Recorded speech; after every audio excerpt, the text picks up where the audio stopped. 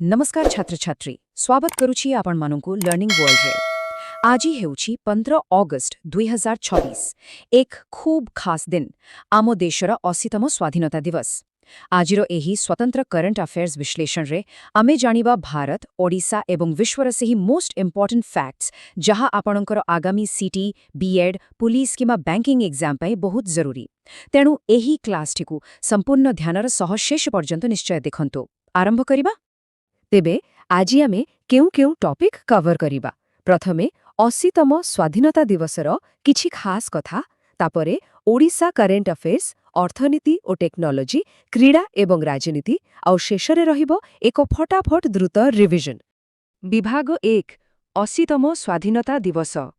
चलंतु एक प्रश्नरु ही आरंभ करिबा 2026 मसिहारे भारत केतेतम स्वाधीनता दिवस पालन करूछि निज मन भितरे टिके उत्तरटा भाबि नियंतु तो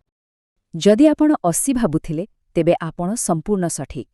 15 अगस्त 1947 को प्रथम थर हिसाब रे नेले 2026 सुधा आमे 79 वर्ष पूरण करि सारिछु तेणु एहा हेउछि हमर 80तम स्वाधीनता दिवस एही कैलकुलेशनटा टिके ध्यान रे रखिबे एग्जाम रे केबे केबे कंफ्यूज करे पारे आउ एथर लाल किल्ला रे एक अद्भुत इतिहास रचा जाउछि कोन जानिचंती प्रथम थर पाई सेठारे राष्ट्रीय गीत वंदे मातरम गान कराजिब एवं 2026 रे बंकिम चंद्र चैटर्जी रचित एही महान गीतर 150 वर्ष पूर्ति मध्य पालन होउछि ता सांगकु आमर हर घर त्रिरंगा अभियान तो जोरसोर रे चालिछि सतरे एहा एक अत्यंत गर्वर विषय विभाग 2 ओडिशा करंट अफेयर्स एबे टिके आम राज्य खबर उपरे नजर पकाइबा ओडिशा पुलिस परीक्षा पाई एटा एकदम सुपर इम्पोर्टेंट अगस्त 16 तारिख रु विनयतोष मिश्र आम ओडिशार नुआ इनचार्ज डीजीपी भावरे दायित्व ग्रहण करुछंती वर्तमानर डीजीपी वाईबी खुरानियाको कार्यकाल सरिबा परे से एही अतिरिक्त भार तुलाइबे नाटा खातारे आज ही नोट करिनियंतो ओडिशार आउ किछि लेटेस्ट अपडेट्स देखिबा बालेश्वरर फकीर मोहन विश्वविद्यालय रे एक अत्याधुनिक क्वांटम टेक्नोलॉजी हब हेबाकु जाउछि सेपटे प्रबल वर्षा जोगु उत्तर ओडिशार बैतरणी और साळंदी नदी रे बन्या परिस्थिति सृष्टि होईछि एठी प्रति आमकु सतर्क रहिबाकु पड़िबो एवं अगस्त 7 रे भुवनेश्वर किट 12तम जातीय हस्ततंत्र दिवस को बहुत सुंदर भाबरे आयोजन करिछि विभाग 3 अर्थनीति एवं प्रजुक्ति विद्या चलंतु एबे नेशनल इकोनॉमी आडकु जिबा गोटे बहुत बड़ नंबर 707.002 बिलियन डॉलर एहा हेउछि भारतर वर्तमानर फॉरेक्स रिजर्व माने वैदेशिक मुद्रा भंडार और एहा गत 4 मास भितरे सबुठु हाईएस्ट एग्जाम पाई ए फिगरटा एकदम मुखस्थ रखंतु आम इकोनॉमी एते स्पीड रे बढ़ुछि तार आउ किछि उदाहरण देखंतु 2047 सुधा भारत को एक ग्लोबल मैन्युफैक्चरिंग हब बनेबा पाई नीति आयोग 12टी मुख्य सेक्टर चिन्हट करिछि सेहीपरि आमर इलेक्ट्रॉनिक्स रप्तानी 44.5 बिलियन डॉलर छुईनाणी आउ सबुठु बड़ कथा हैला आम डिजिटल अर्थनीति एबे देशर मोट जीडीपी रो 14% अंश ग्रहण करि सारिलाणी it's a real game changer एबे टिके सोलार एनर्जी कथा हेबा मार्च 2025 सुधा आमर स्थापित सौर क्षमता हेउछि 106 गीगावाट किंतु आमर लक्ष्य कोन जानिछंती 2030 सुधा एहाकु सीधा सड़क 280 गीगावाट्स रे पहुंचाइबाकू माने टार्गेट बहुत बड़ अछि आउ काम भी सही हिसाब रे जोरदार आगे चलिछि डिफेंस एवं स्किल सेक्टर रे मध्य किछि जबरदस्त डेवलपमेंट होइछि आमर इंडिया ऑप्टेल लिमिटेड जहाके एक मिनी रत्न प्रतिरक्षा पीएसयू अटे से माने एक नुआ हाई रिजोल्यूशन दूरबीक्षण यंत्र लॉन्च करिसंती जहार ना हेउछि गरुड़ सेहीपरि आम सेना अत्याधुनिक लॉइटर म्यूनिशन सिस्टम किणुछि एवं नुआ दिल्ली रे भारत और जापान मध्यरे स्किल डेवलपमेंट बा दक्षता विकास उपरे एक गुरुत्वपूर्ण बैठक अनुष्ठित होईछि टंका पैसा कथा पड़िछि जितेबेले आउ गोटे फिगर शुणंतु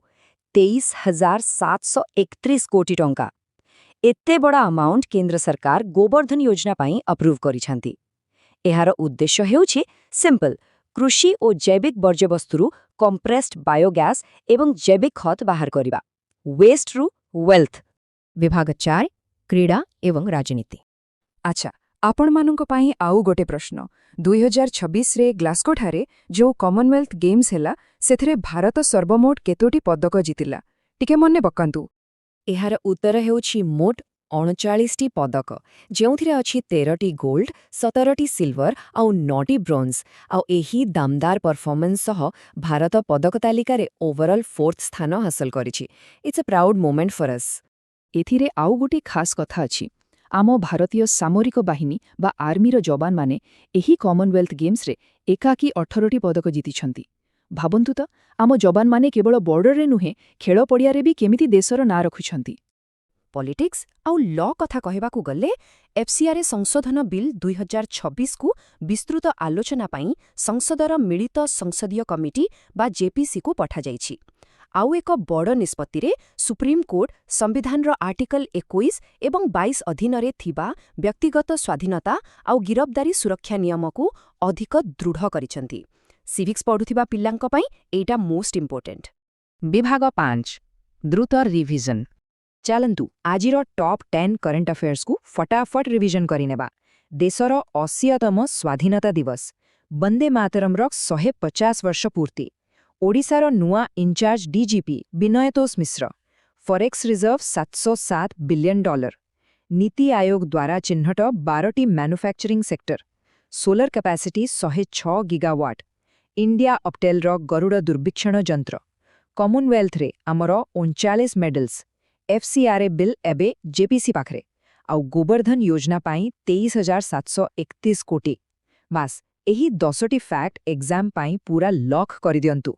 ଛାତ୍ରଛାତ୍ରୀ, ଆଜି ଆମେ କେବଳ ଏକ ସ୍ୱାଧୀନତା ଦିବସ ପାଳନ କରୁନାହୁଁ, ଆମେ ଆମ ଦେଶର ସ୍ୱାଧୀନତା ସଂଗ୍ରାମୀମାନଙ୍କର ତ୍ୟାଗକୁ ମଧ୍ୟ ସ୍ମରଣ କରୁଛୁ। ଆପଣଙ୍କର ଲକ୍ଷ୍ୟ ଯଦି କୌଣସି ବି ପ୍ରତିଯୋଗିତାମୂଳକ ପରୀକ୍ଷାରେ ସଫଳତା ପାଇବା, ତେବେ ପ୍ରତିଦିନ ଏମିତି କିଛି ନୂଆ ଶିଖିବା ଜାରି ରଖନ୍ତୁ। କାରଣ ଆଜିର ଏହି 20ଟି ତଥ୍ୟ ଭିତରୁ ଗୋଟିଏ ବି ପ୍ରଶ୍ନ ଆପଣଙ୍କର ସିଲେକ୍ସନ କରେଇଦେଇପାରେ। Learning world, learn today, lead tomorrow. ଏହି ବିଶ୍ଳେଷଣଟି ଭଲ ଲାଗିଥିଲେ ଆପଣଙ୍କ ସାଙ୍ଗମାନଙ୍କ ସହ ନିଶ୍ଚୟ ସେୟାର କରନ୍ତୁ। ଜୟ ହିନ୍ଦ, ବନ୍ଦେ ମାତରମ୍।